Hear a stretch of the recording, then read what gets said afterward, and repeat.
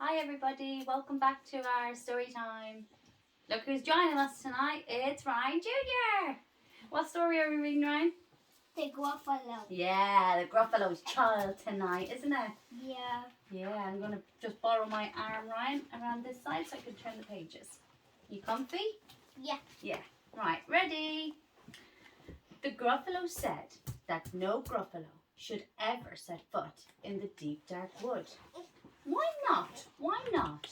Because if you do, the big bad mouse will be after you. I met him once, said the Gruffalo. I met him a long time ago. What does he look like? Tell us, Dad. Is he terribly big and terribly bad? Is he, Ryan? Yes. Ooh.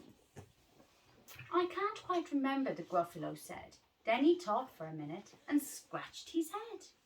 The big bad mouse is terribly strong, and his tail is terribly long.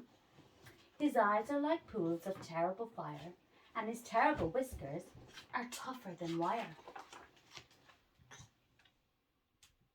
One snowy night when the Gruffalo snored, the Gruffalo's child was feeling bored.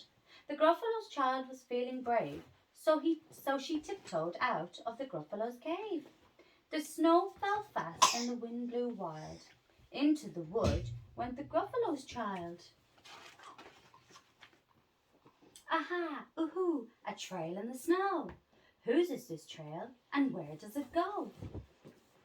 A tail poked out of a log pile house.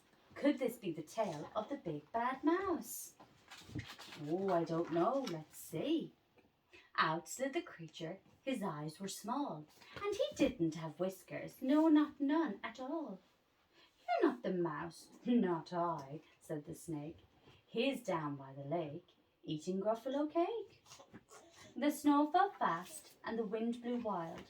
I'm not scared, said the Gruffalo's child.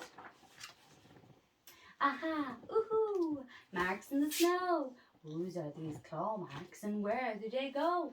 Two eyes gleamed out of the treetop house. Could these be the eyes of the big bad mouse?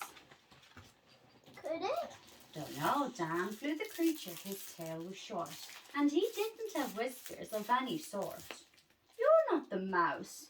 Too, not I. But he's somewhere nearby, eating Gruffalo pie. The snow fell fast and the wind blew wild. I'm not scared, said the Gruffalo child. Aha, oohoo, a track in the snow. Whose is this track and where does it go? Whiskers at last and an underground house. Could this be the home of the big bad mouse? We don't know. Don't know. Out slunk this creature. His eyes were fiery. His tail wasn't scaly, and his whiskers weren't wiry. You're not the mouse. Oh, no, not me. He's under a tree, drinking Gruffalo tea. Oh, no.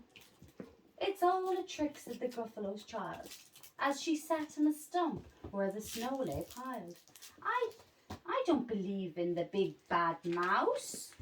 Hi, Claire. But here comes a little one out of his house. Not big, not bad, but a mouse at least. At least, you'll taste good at my midnight feast.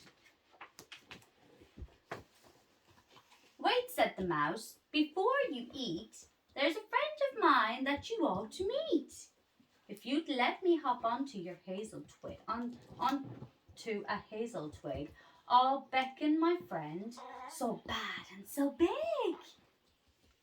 You want to see, Connor? The Gruffalo child unclenched her fist. The big bad mouse, so he does exist. The mouse hopped into the hazel tree and beckoned. He beckoned and said, just wait for me. Oh, I need to turn. Yeah. Out came the moon. It's bright and round. A terrible shadow fell to the ground. Who's this creature so big and so strong? His tail is... Oh, here you go. Do you want your doggy? Yeah. His tail and his whiskers are terribly long. His eyes are enormous and over his shoulder. He carries a nut as big as a boulder. the big bad mouse yelled, "The gruffalos child!" The mouse jumped down from the twig and smiled. Aha, oohoo, prints in the snow. Where are these footprints and where do they go? Oh, where did they go? The footprints led to the gruffalos cave, where the gruffalos child was a bit less brave. The gruffalos child was a bit less bored. And the gruffalo snored and snored and snored. Oh my goodness, look on her. It's the gruffalo. And that is the end of our story today. Tomorrow, we're going to be reading a more funny one. This one's called, "Do You Fart, Mr. Monkey?" Who is looking forward to this one? I love us. All of us. Yeah, right. Is everybody